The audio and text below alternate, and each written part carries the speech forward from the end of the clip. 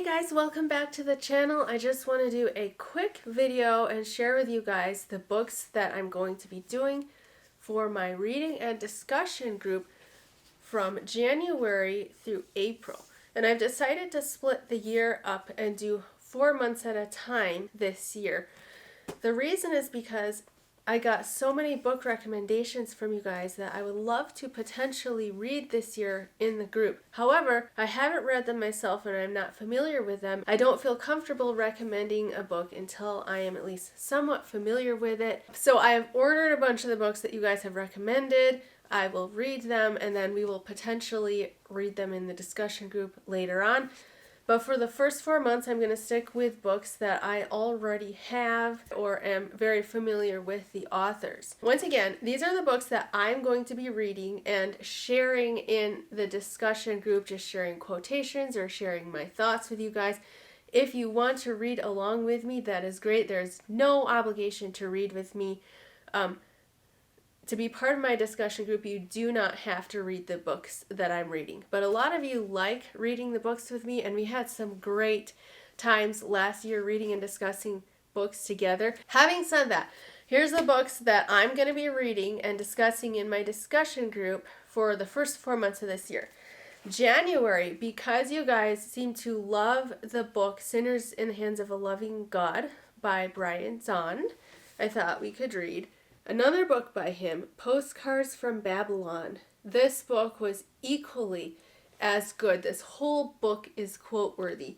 It is a little bit more of a political nature, but not in the sense that it tells you what your political beliefs should be, but instead the point of this book is to divorce politics from faith. And I think it's a message that is much needed for our time today, and the message that we are following the crucified Christ. February, I have here Patristic Universalism by David Bernfield, which I have not completely read, but I have had it long enough and I've read enough of it to know that it's a really great book. It goes into a lot of detail on universalism from a biblical perspective, which is what a lot of you are very interested in. The Month of March is a book I don't currently have and I have not yet read, but it is by Brad Jersak and it has absolutely amazing reviews.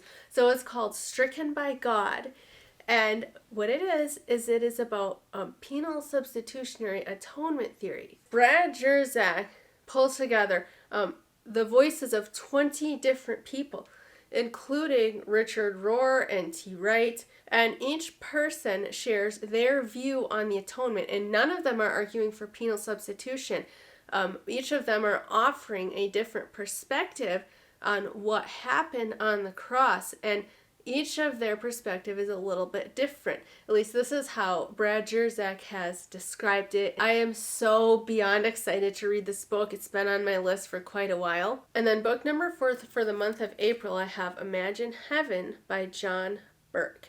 This book is all about near-death experiences. And the reason why I picked this book is because near-death experiences are one of my favorite topics to talk about and share about on my channel, but many of those watching my channel are coming from a very Christian background, and so this book is written from a very Christian perspective, and most near-death experiences are not necessarily Christian, but this is a good book for someone coming from a Christian background to start with.